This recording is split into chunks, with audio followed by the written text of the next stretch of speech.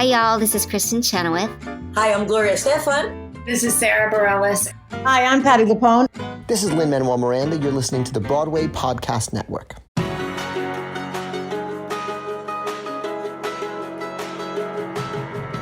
Welcome back to the Theater Podcast, intimate personal conversations with theater's biggest names. I'm your host, Alan Seals, and this episode is with the amazingly talented Ashley Loren. She is currently the standby for Satine in Moulin Rouge, the musical. She goes on every Tuesday at least, and at other times when Karen is on vacation or is sick. She is continuing the streak of Moulin Rouge cast member kindness. This isn't officially part of the Moulin Rouge takeover, but I was connected with her. I needed to interview her. She is just one of the nicest people I've talked to recently. And along with Danny and Karen and Morgan and Tam, they just seem to really, really like each other and love the show and enjoy coming to work. And it's a true joy to perform night after night. So her personal story is extremely interesting. She got into the pop artist track with a record label at like early teens, 13, 14, seemed to have been a bit robbed of her childhood independence. And now at her age now, she's really taking time to write music that speaks to her, that means something to her soul, and focus on telling the story that she wants to tell now instead of what others told her to do, especially at such a young age. So all of this while still performing on Broadway. Before we get into it, as always, please visit me online at thetheaterpodcast.com and show your support at thetheaterpodcast.com/Patreon, Patreon. The proceeds from that go to transcriptions and keeping things going behind the scenes. And your support gets you some awesome benefits like getting your questions in and getting some swag and getting some gifts and other things. So please check that out. Visit me on Instagram and Twitter at theater_podcast. Please leave a rating, leave a review in your favorite podcast player. And now, everybody, please enjoy this episode with Ashley Loren. Here you go. 1, 2, 3.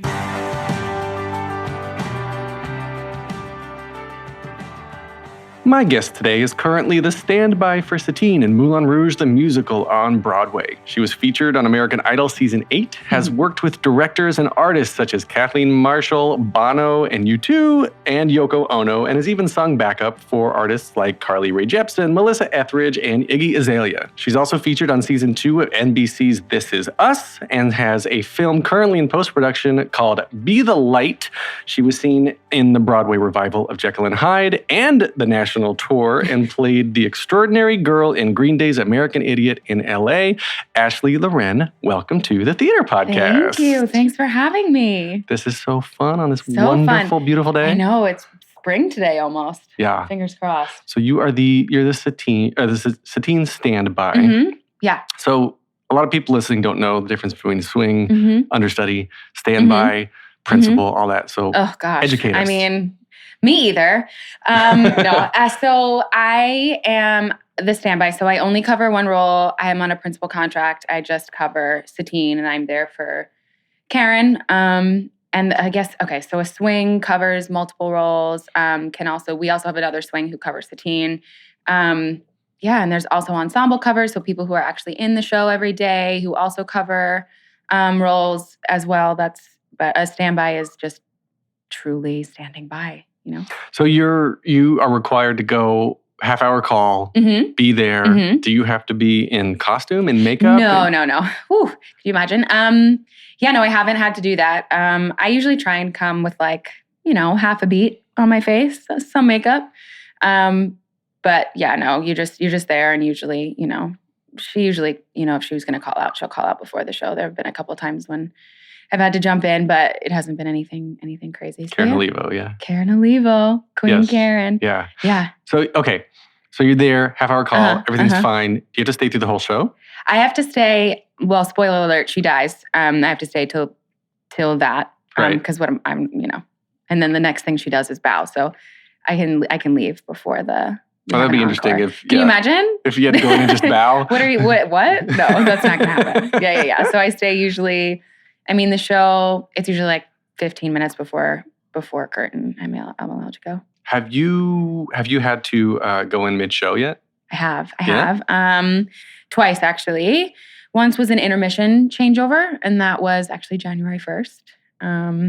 And then just recently, Karen was sick for a while and came back and wasn't able to continue on through after the first couple songs. So we held the show for 6 minutes, I think, and did the mad dash switch. And if you've seen the show, I came on right before Firework and then did the rest of the show from there.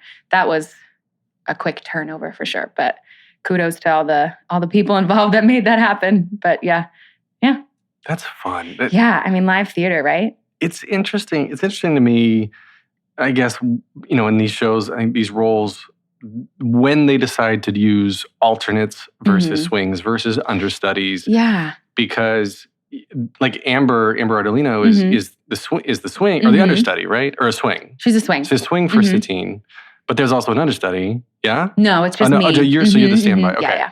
So she swings for multiple people. Yeah. When do you decide if it's you or Amber that goes on? Well, it's at this point, it's usually me. I'm first because Amber covers 10 roles. But Karen also doesn't do 8 shows a week at this moment in time. So I do the Tuesdays. But yeah, Karen was out for being sick for almost 12 shows in a row, I think. And I did all of them. It's just, up to stage management, of course. But because of the way the show is covered, it makes more sense to actually utilize the standby, I think. So you're actually like acting as an alternate then? Because you said she doesn't do 8 shows a week. She doesn't. Yeah. Yeah, I mean, true. I guess I'm learning as I'm going as well. I've never even covered anyone before. So this was like a whole new world for me and a whole new experience just because, as you know, I only joined the show for Broadway. So they had the ensemble, and the principals had been doing this for quite some time. They did Boston. And so I came into the rehearsal and I was like, what is this? What does it mean to be a standby? Okay, let me just sit here, watch and absorb and learn and grow and all of that stuff. It was definitely a really exciting time for me to just sit there and watch the creative magic of Moulin Rouge come together. Well, that's a good segue into your past and your childhood and whatnot, because you've got more of a pop singer background, right? I do, yeah. But you were born in New Jersey, right? Yeah, right across the river right there. Across over there. Got a great view of Hoboken here from the BPN studio. I'm a little further south than that, but yes. Yeah. Over there in Dirty Jersey. Well, you go farther than Dirty Jersey, it gets really pretty. Yeah. Sometimes Jersey can be pretty, sometimes. But are you an only child? I am an only child. Only child. Grew up in Central Jersey, went to an all-girl private school, a Sacred Heart school in Princeton. And then sort of started in musical theater, did musical theater. Wow, just hit my head on those things. Started musical theater when I was 6. Did, all the summer camps and things. I was actually a pretty sick kid. I still have Lyme disease, chronic neurological Lyme disease, which I will have probably for the, for What is forever. Lyme disease? I don't know. It's something, it's a disease. It's carried by ticks. It's something that I think requires a lot more attention than it gets because growing up in Jersey, I know a lot of people who have had past tense Lyme disease and, they catch it early enough, they get the bullseye. It's a parasite. And that the bullseye is where the tick bite is. And then you get these skin rashes and things. So it's more of a telltale immediate sign that something's wrong and you get on antibiotics and then you're fine. But I had chronic late stage, so we didn't catch it for 3 years. I had a lot of learning issues that I sort of regressed in my reading and regressed in all of these things. And because it had attacked, we're getting into it. Attacked, my brain and neurological stuff and things. And it's, really does carry over. I know people who have, like I said, had it past tense. And I know people who have had many, a co-illness or a co-whatever. And, have some people, it goes to paralysis, leads to paralysis. Some people have complications and they pass away. It's a very tricky, complicated, multifaceted illness that's also kind of like a gateway illness and all of these other things as well. It can be many things, which I think the world needs to know a little bit more about. But yeah, I had no idea. I thought it was just you got it from a tick. And you can you have it saw and you're good and you're... And that was good. Yeah. That's all I hear about. Yeah, I mean, I was on antibiotics for 10 years as a kid. Just like straight through. So I have, it comes with its baggage, as all things do. But I think because of that, I just enjoyed pretending to be someone that I wasn't. So I think that, sad as that is, that was theater and music were my outlets. And I think that's why I ended up sort of diving into the arts. Was it your idea at 6 to get into that, or did your parents kind of give it to you? I was a very shy kid. Like, I would not even sing in front of my parents unless there was like a closed door between us. Like, you can't see me. If you can't see me, then I'm not singing in front of you. Right. Kind of a thing. But I wasn't precocious and I wasn't that way. I just had an innate love for music, and I was shy, but I knew that I loved it. So I think there was a little push when it came to like, Ashley. But I guess when you're 6, how much can you really push a kid? I don't know. But I do enjoy it. I did enjoy it. And here we are. So you still have Lyme disease? Like you progressed past the point where you can kick it? Yeah. Or do people who always have it or get it always have it? I mean, I this is still information that I'm still trying to understand. I mean, I still test positive for it. It's carried in my bloodstream and that's just what that is. Mm-hmm. But I think it just depends on when you catch it. But it's an illness, a disease that I don't, I don't have symptoms all the time, but they do come out like if I'm stressed or, if I'm sick, maybe it's a little harder to kick it because it's an immune deficiency and things like that. But I still have it. Yeah. Okay. So then going through Jersey, you're getting into musical theater. Yeah. And at some point you make it, middle school, high school, like, are you still performing during this point? Yeah. Like when, so started in musicals when I was a kid, did all the camps, did the, community theater, regional theater thing. And then I guess I was in middle school and it's so funny. Shania Twain came out, her Come On Over album came out, and I was like obsessed with Shania Twain, and she was the one, which is crazy to think, but like she was the one that made me really dive into music. I mean, growing up, we were always surrounded by music. I love like old soul. Like we were always playing, like Etta James or Donny Hathaway Song for You is one of my favorite songs of all time. Like, we were always playing Gladys Knight and, all of the transformative, like soulful artists. And we were also always playing like, Celine Dion or old school Mariah Carey or like Barbra Streisand, like things like that. So I've always loved music. But what took me out of theater for a minute was Shania Twain. And then I started like, ooh, let me listen to more pop music, like current pop stuff, And so then I actually started writing, and I was a part of my first girl group when I was 14. Ooh. It was called Bliss. Oh my gosh. I'm still like these 3 girls, we, Diana and Jordan, we like found each other on Instagram a few years ago, and it's just like amazing to watch everyone's journeys. But so then because Jersey's so close to New York, obviously my mom would drive me in all the time. My voice lessons were here.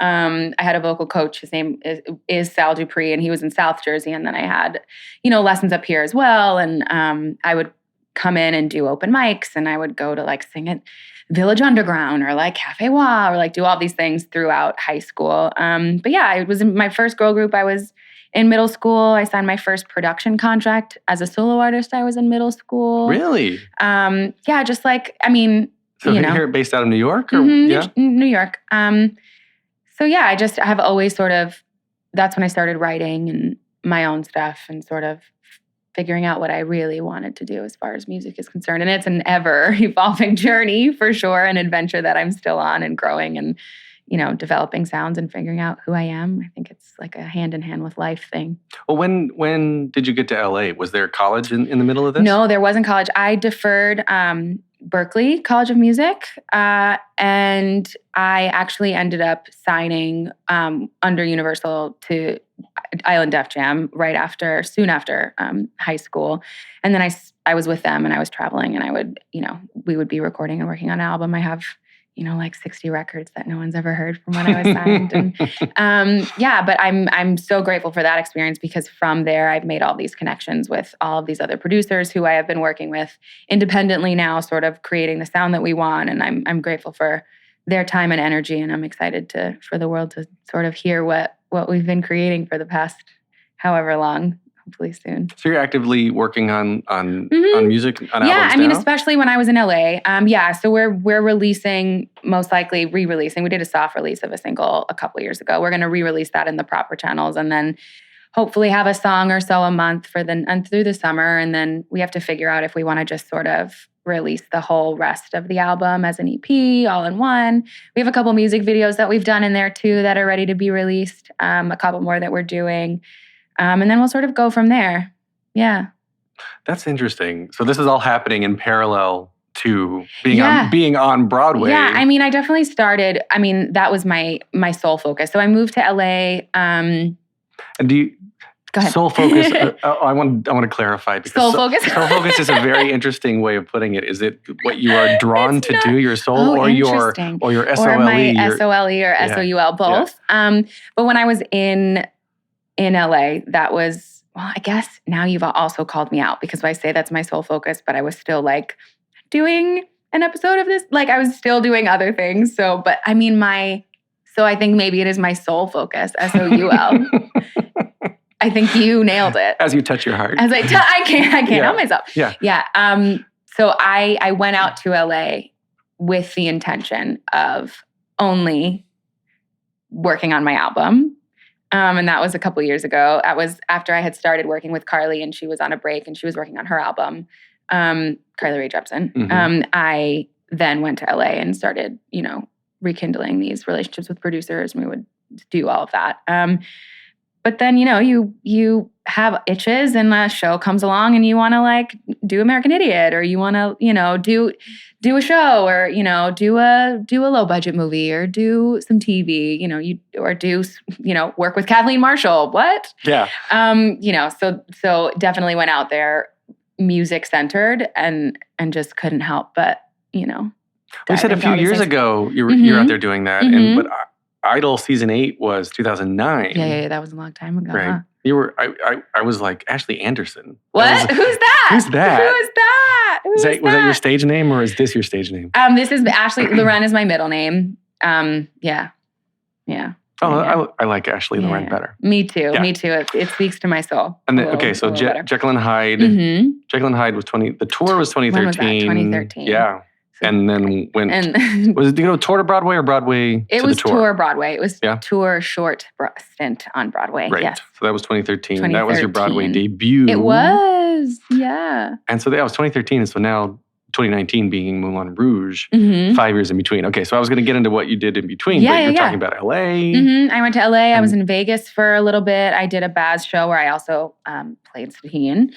I guess 5 years. Yeah, I stayed here. I started working with Carly Rae Jepsen here. I did Melissa Etheridge based out of here as well.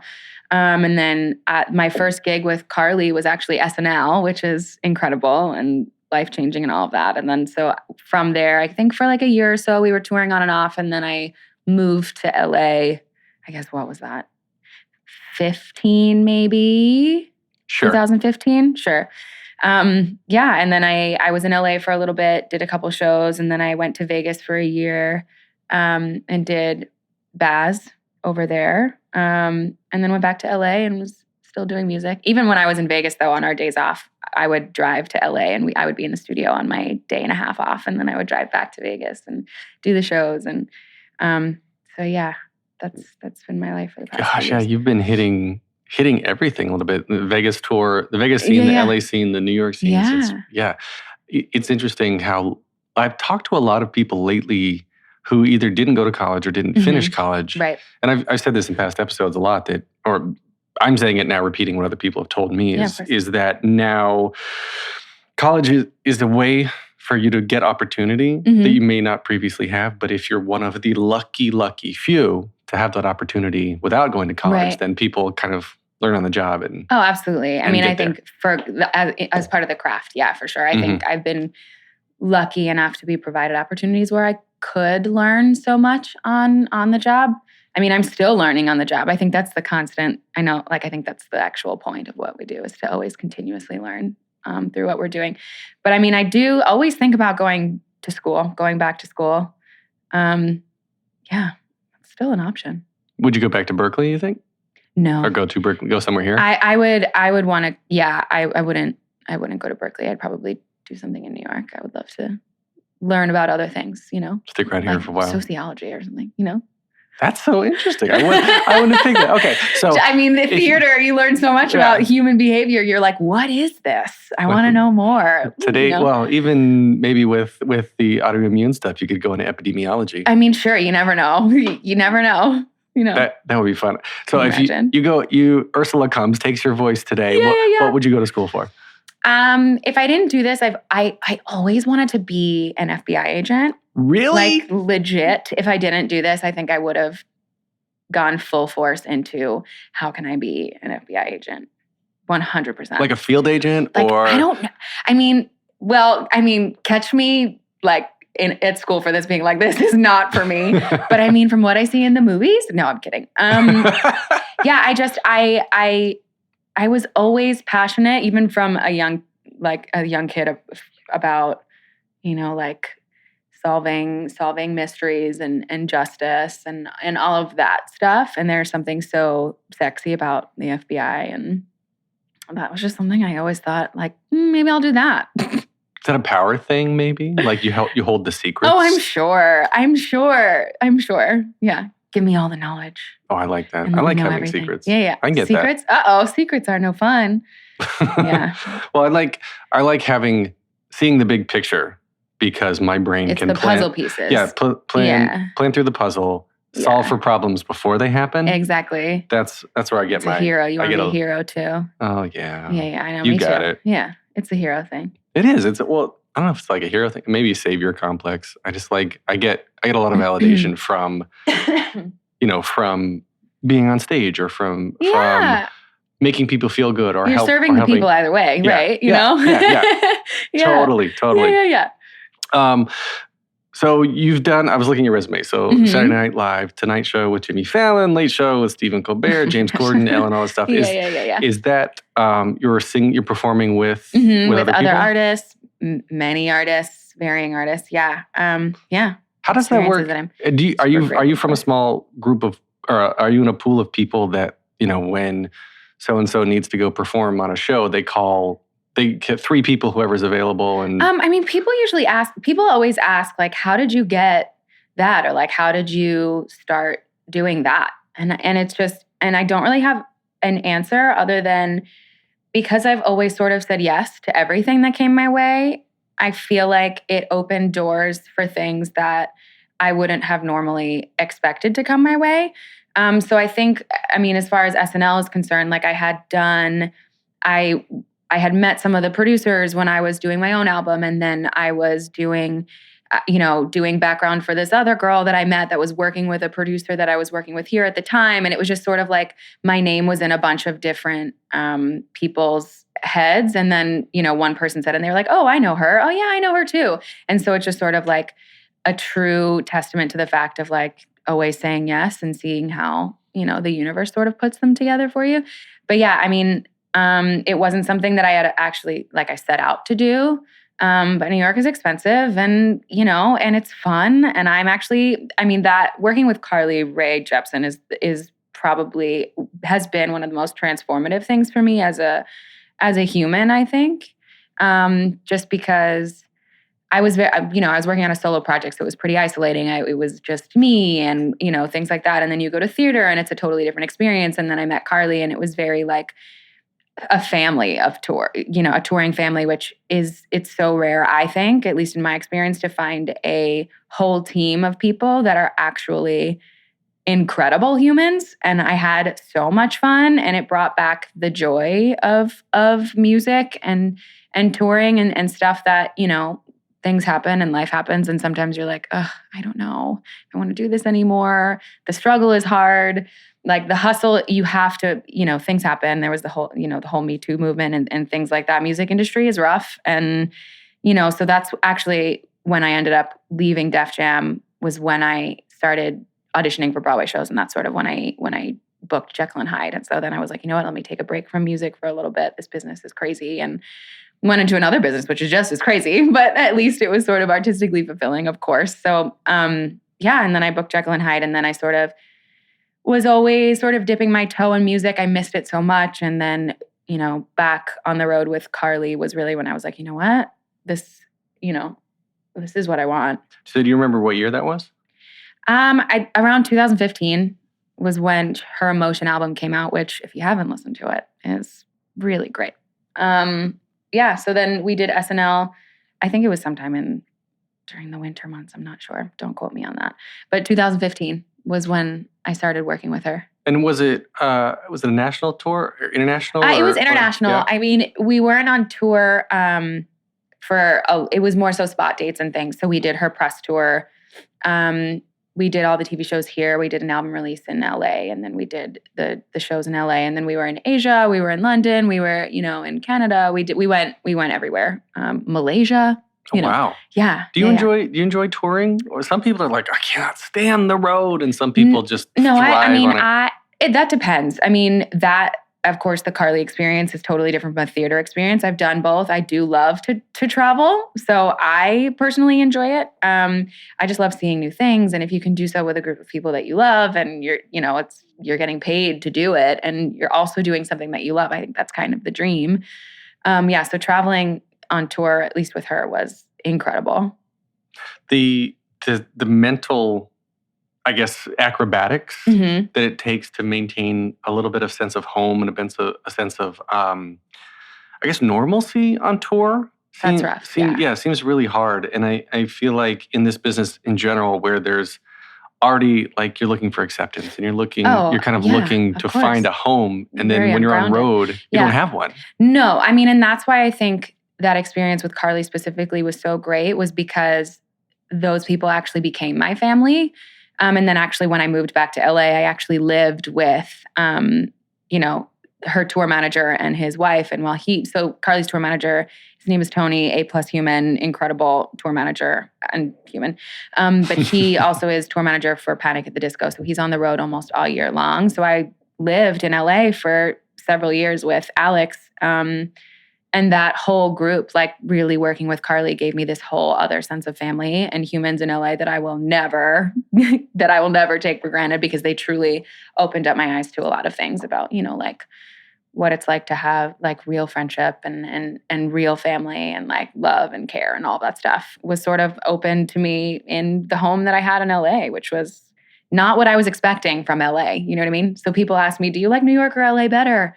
And I'm just like, I can't answer that, because my family and my home are here, but also I have a true family of humans that live in LA, humans and dogs, Frankie and Beans, that live in LA and Pasadena. And it's just, I know, right? Two little miniature dachshunds, Frank and Beans, that are in LA. So I'm so grateful for that touring experience for so many other reasons than just the tour. I always wanted siblings. I always wanted to have a bunch of people around me. I come from an Italian family in Jersey, and there's always drama and a lot of stuff.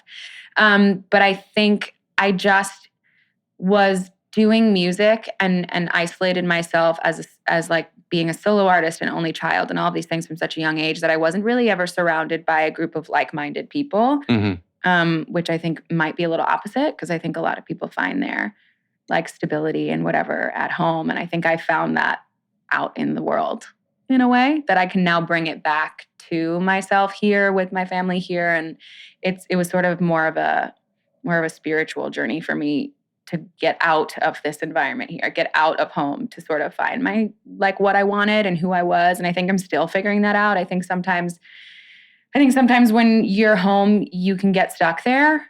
And I think that it was important for me to sort of find myself outside of that. Yeah. Did your parents, are they supportive of you and your career and whatnot? Mm-hmm. Like They are. They are very supportive. But I think because I didn't go to college, because I just felt like for as much as I have done in my life and what I had done at a young age, I think it sort of, I didn't have the chance to sort of figure out who I actually was until I was outside of it, because I was also doing music at a young age where I was around this male-dominated industry of people who wanted you to be this, or like, you're supposed to be more pop, you're supposed to be more urban, you're supposed to sing songs like this is what you're supposed to write about, you're supposed to write about this. And I think I'm a people pleaser, and so I always just sort of wanted to fit into whatever bubbles people wanted me to be in. And I don't know, that has less to do with family and more to do with just like my life here growing up from age 13. You know, I signed my first production contract when I was still in middle school, and the most formative years of my life were spent trying to figure out what other people needed for me to be. And I think it took me really going away and taking a step back and living a little bit in order to figure out what it was that I wanted to be. And it's still something that I struggle with on the daily. Maybe it's not a struggle. It's something that I'm figuring out on the daily. And I think there's beauty in it. My growth process and my figuring out what I really want and who I really am was delayed a little bit because of, trying to fit into the bubbles of whatever anyone else needed me to be. Like I know there's, like think about Pink and how she whatever, and Lady Gaga and whatever. So they did what they had to do to get their foot in the door, and they did what, people wanted them to, they sang what people wanted them to sing. They wrote the songs people wanted. And then finally they were like, nah, I don't want to do that. This is me. And then they, flourish. But I started at such a young age that I think I had to take a step back in order to really be my most authentic self. Mm-hmm. And I think I'm still on that journey. Are there a lot of people in your peer group or the age and like your type of what I'm trying to say? Like, yes, there's a very male-dominated mm-hmm. industry that are taking these young girls and kind of like shaping them for profit. Mm-hmm. And yeah, that's crazy. Did you ever? I mean, I guess is there a point where you were like, just fuck this? I need to be me, or I'm giving up. I'm going to do everything that they need so I can just make them go away. I think I was so in it that I didn't think either way. I think I just sort of bottled things up, and I was like, I don't know, is this what I want? I don't know. Like, maybe I need to be that. Okay, well, that's what I need to be. Okay, so let me do that. Let me do this. And I think I bottled it up, and it came out in other ways. And I think it came out in anxiety, and it came out in depression, and it came out in like me sort of putting in the corner like who I was or what I really was feeling or what I was thinking or what I was saying. And I think it just, I don't know when the moment came when when kind of changed, but I think it was a process. And I think me leaving and me getting out of what I knew and trying new things and sort of getting out of that bubble was so important for me specifically in order to like, because you always see things when you're out of it, you know what I mean? But I think, and therapy helps, of course, but looking back, I can understand where I was mentally a little more than I could when I was in it, of course. Would you change anything about what you did then or I think, of course, looking back, you're like, ooh, what would it be like if I did that? But I try not to go there just because if I didn't live if my life wasn't that, then I wouldn't really be on the journey I am at now, and I wouldn't be who I am today. And I don't want to get into the circle of like, of that, because that's not a cycle that's healthy for anyone.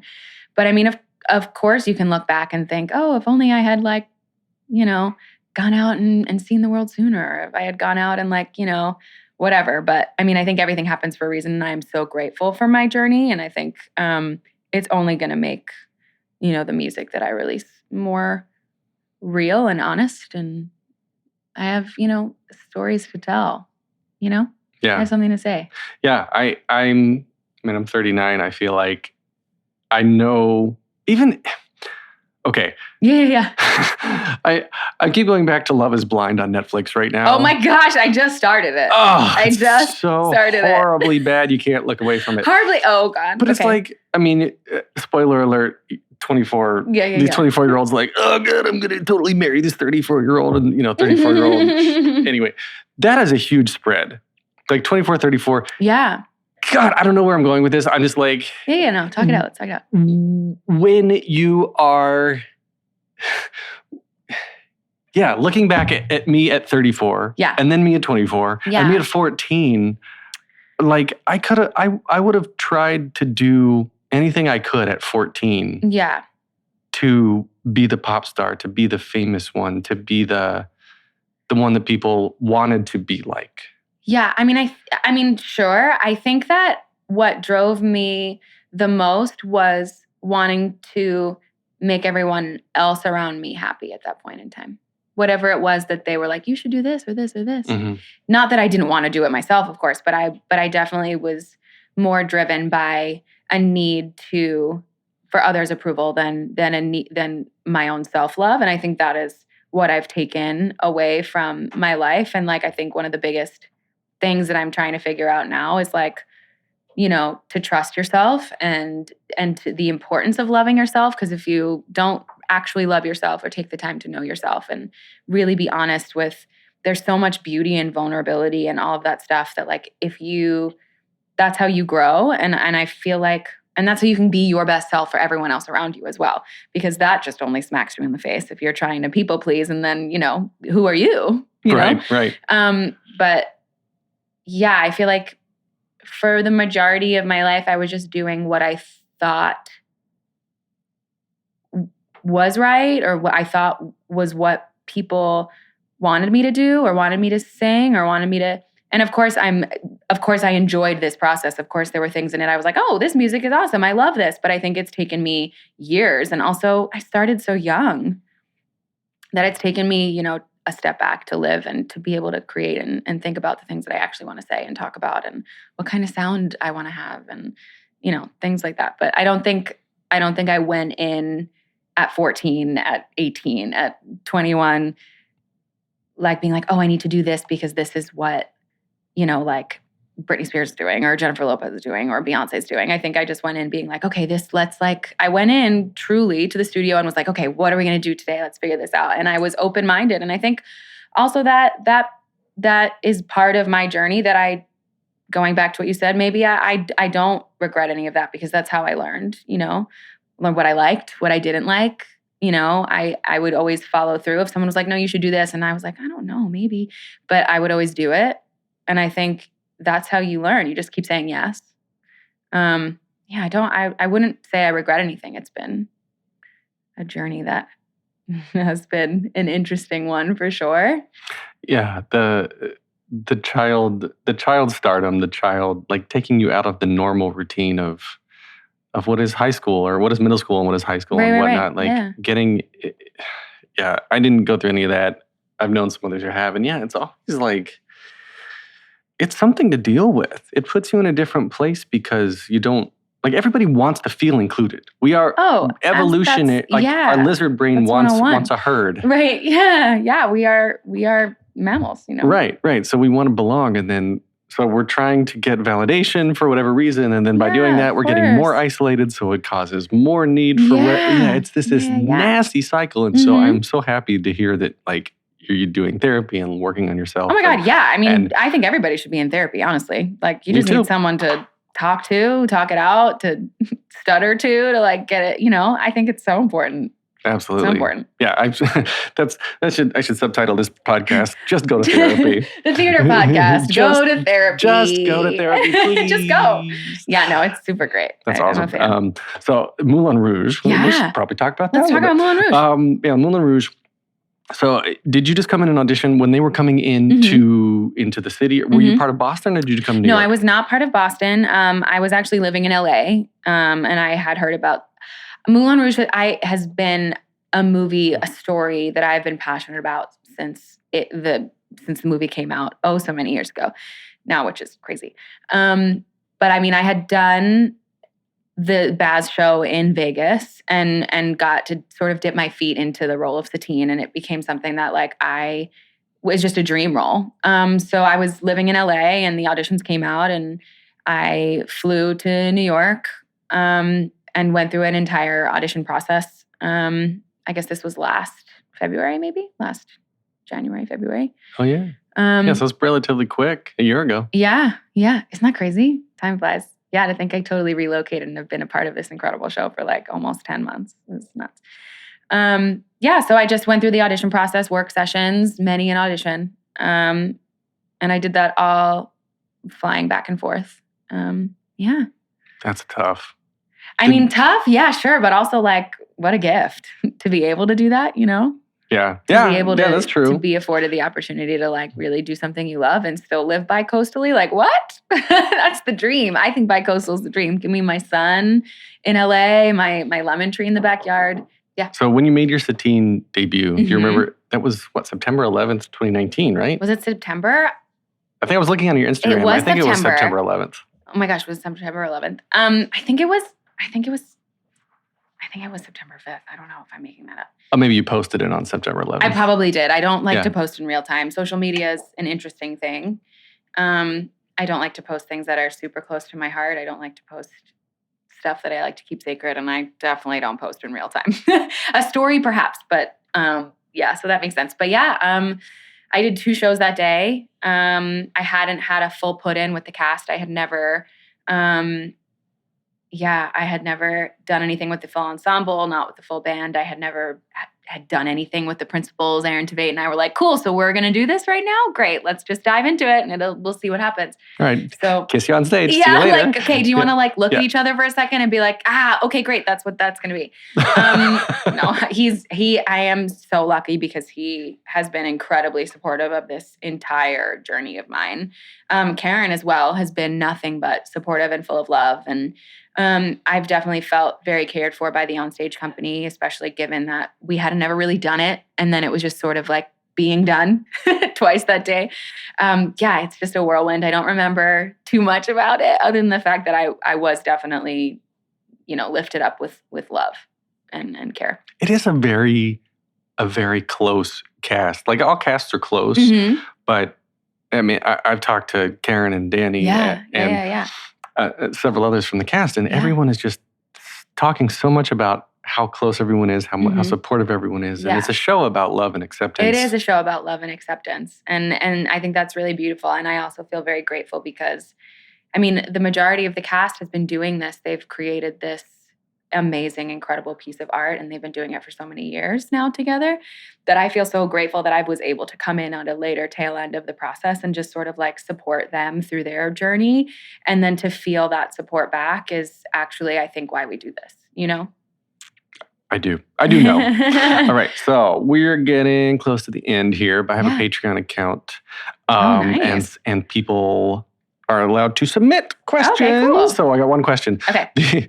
On YouTube, there is a video of you singing Let It Go from the 2018 Princess Party at 54 Below. Is it true that was the first time you'd ever performed that song because you crushed it? Thank you so much. Yeah, it's actually one of my favorite YouTube videos because sometimes I'm an overthinker. So the more time you give me to do something, the more I'm going to overthink it. And that was definitely, I got a text and a call from Ben Rahula, who does the Princess Parties, our fairy god fairy, a couple hours before, and someone couldn't do it. And he was like, can you just like do this? You can read the words, you can do whatever. And I was like, well, of course I know Let It Go, I guess, I think I know it. So I truly, like Laura Austin has had, like, they have the clothing provided for them, like it's sponsored or whatever. So I truly put that dress that I'm wearing over my like jeans and boots that I was wearing that day. And I read the lyrics, and it was probably some of the most fun that I've had. Yeah. Because I was just like, you know what? Like, fuck it, let's do it, And I had the best time. And yes, that was the first time that I had sung it, and the first time I had done it with Ben, like, at all. Oh, you hadn't even sung it? I mean, I sung it, like, I wrote out the words when I was at home, and I was like, okay, and then I was like humming it in the taxi. But I mean, of course we all know how Let It Go goes. It's just a matter of knowing the words and the way. Right. I mean, there's also some there's mess ups in there that are hilarious, but it was just more of like a jam session, which I think is the most fun. That's funny. Okay. Yeah. So I was looking at your resume, and there's a funny missing comma. Because you under your special skills, it's blah, blah, blah, firearms. Yeah. Oh, yeah. Oh, my gosh, a resume. Yeah. And then it goes into you list your dialects, but there's no separation between firearms and dialects. So I was like, firearms, give me your best firearms dialect. Well, Ooh, okay. Bang, bang, bang, pew, bang, pew. bang, bang, bang, pew, pew, pew, pew, pew, pew. All right, so the three closing standard questions that I ask everybody on my episodes here. The first one is, what motivates you? I think, oh, wow. so many things. But I think I'm motivated so much so by my peers and the community and watching and learning and growing. And I think I'm also motivated by, children and people who come and see, specifically Moulin Rouge, people who come and see the show and they talk about their journeys and what they want and their dreams and how how every time we step on that stage, no matter who you are, no matter what role you play, you are inspiring someone and telling them that their dreams are possible.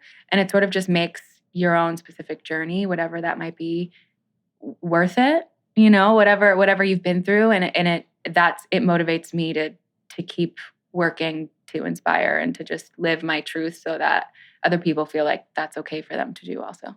I love that. Yeah. Next question is, what advice would you give to your younger self and younger people listening now, starting out down a similar path? Ooh, trust your gut.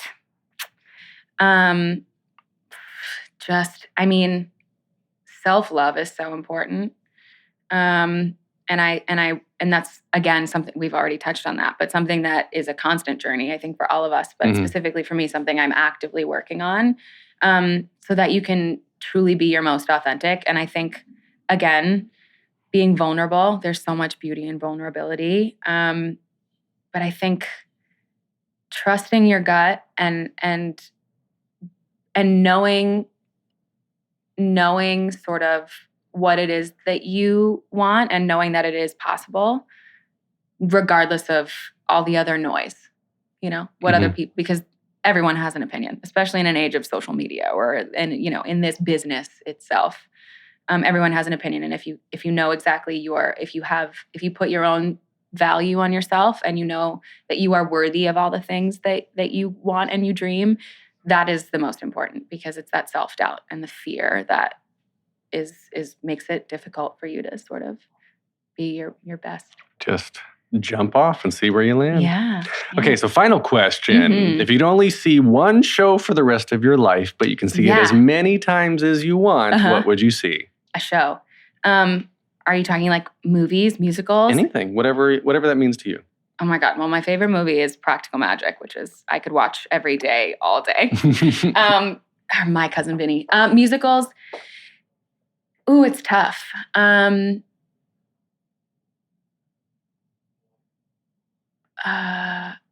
Sweeney Todd, maybe. That's another one. Everybody loves Sweeney Todd? So many people say Sweeney Todd. Oh my God. I have a very special relationship with Jekyll and Hyde as well. It was the first Broadway show that I saw I saw Linda Eder in it when I was young. And I was like, ooh, Mom, that's really cool. I want to sing like that. And then it ended up being my Broadway debut musical. So that's really special. But I think, Sweeney Todd.